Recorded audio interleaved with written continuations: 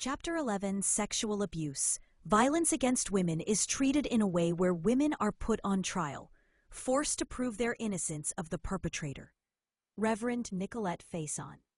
As a young teenager, I once listened to a Sunday school lesson about King David and Bathsheba, where it was implied that this daughter of Israel was an evil seductress who had tempted a man of God and caused his subsequent downfall. Some years later, when I understood more about the culture and laws of the time, I realized that Bathsheba was the innocent party in this story. And not only that, but she was also the victim of sexual assault.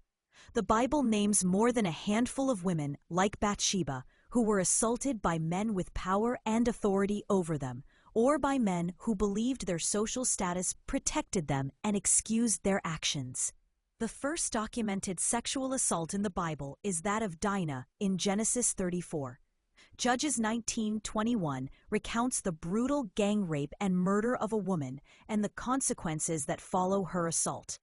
In 2 Samuel 13, Tamar is raped by her half-brother, and then, of course, there is Bathsheba. What would have happened to Bathsheba or anyone if they had said no to the king? Bathsheba knew that failing to obey the king's summons would be met with harsh, perhaps even deadly, consequences. Later, in the parable of the stolen lamb, we learn that the prophet Nathan condemned King David for his actions. More importantly, nowhere in the prophet's condemnation is the lamb blamed for being stolen.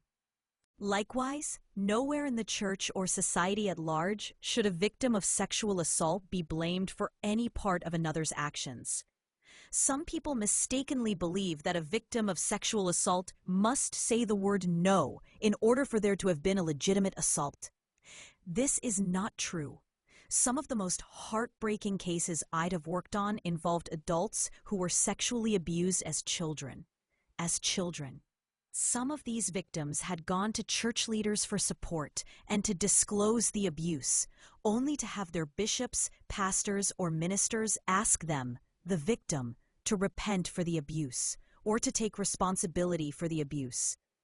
I've come across too many leaders, and one is too many, who have misunderstood, blamed, or inappropriately questioned why victims, including children and individuals with disabilities, didn't fight back hard enough.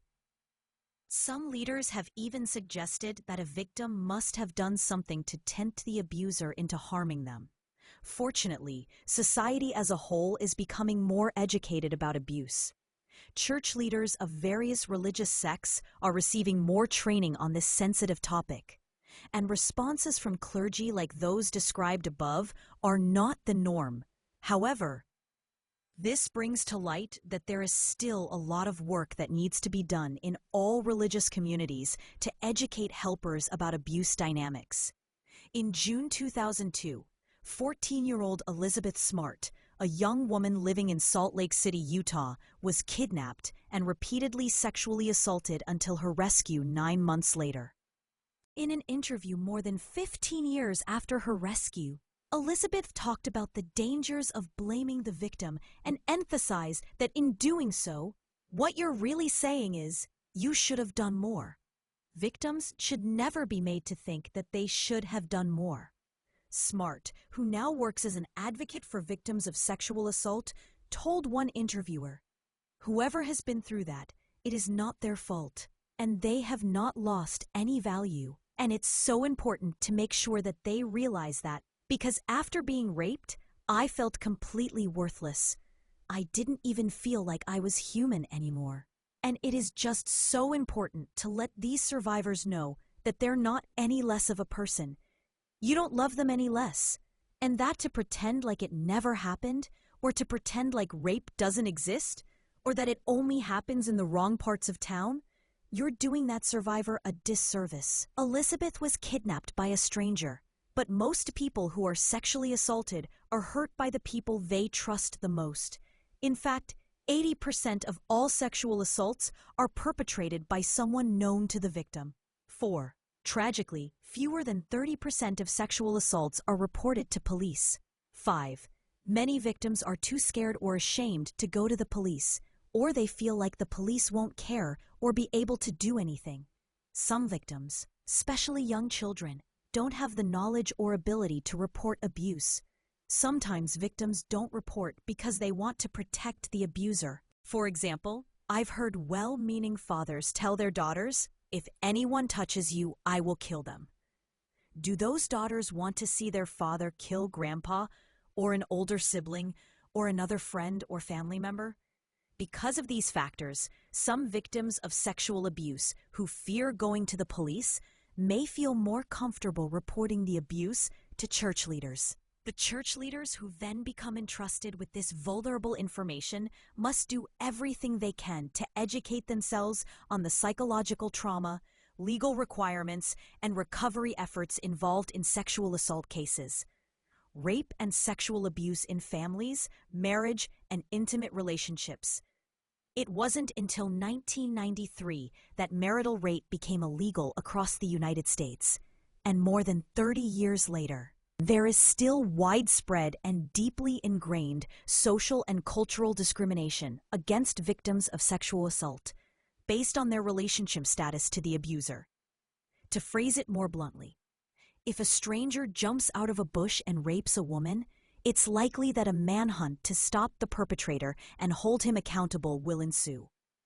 But if a man jumps out of the closet and rapes his wife, many people may not view this as a crime. Some may even blame the wife or recommend marriage counseling.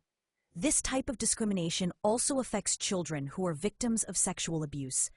If a pedophile stranger assaults a child, the widely accepted form of punishment will include some kind of jail time and a mandate that the abuser be registered as a sex offender.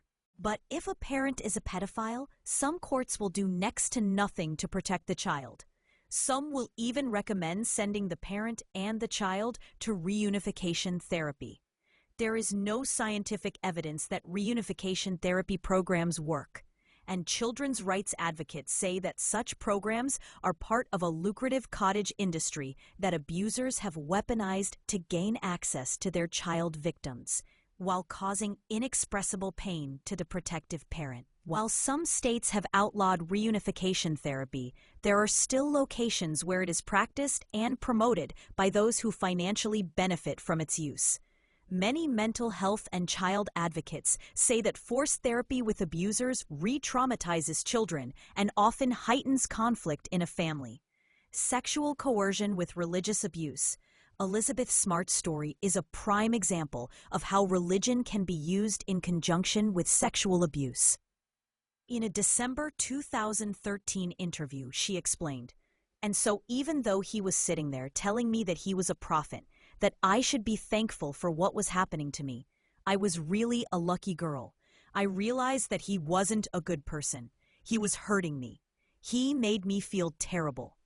I think as a Mormon, we're taught to be kind, to be non-judgmental, to be respectful of everyone around us. And so I think he thought going in with that mentality, he thought that, yeah, we would be more vulnerable to what he wanted to do." Domestic violence advocate and minister Reverend Janice Courtson Morrison writes, "Domestic abusers have admitted that the church is the best place to find a gullible, timid, complacent wife. Abusers know all they have to do is fake an interest in spirituality, say the right things, and get involved at church. Young women are taught to value strong male leadership and to watch for men who are committed to God.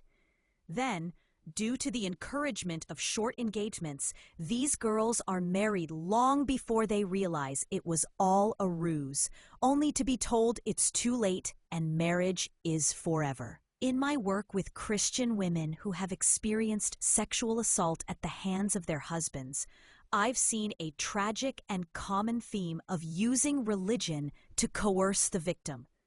Some of the statements abusers have said to their religious victims include, "If you don't have sex with me, I will be forced to masturbate or look at pornography, and that sin will be on your head. You are not obeying or honoring my priesthood if you don't have sex with me. You are not obeying God's commandment for man and wife to be one flesh." Many other statements, sexually coercive statements in this same vein, demonstrate how religion has been twisted and manipulated to satisfy the selfish desires of an abuser. Helpers should never forget that even if a victim agrees under coercion or doesn't or can't say the word no to those who abuse them, the abuser's actions are still sexual assault. In any intimate relationship, even if the partners have willingly been intimate in the past, either member of the relationship can choose not to engage in sexual activities anytime in the future.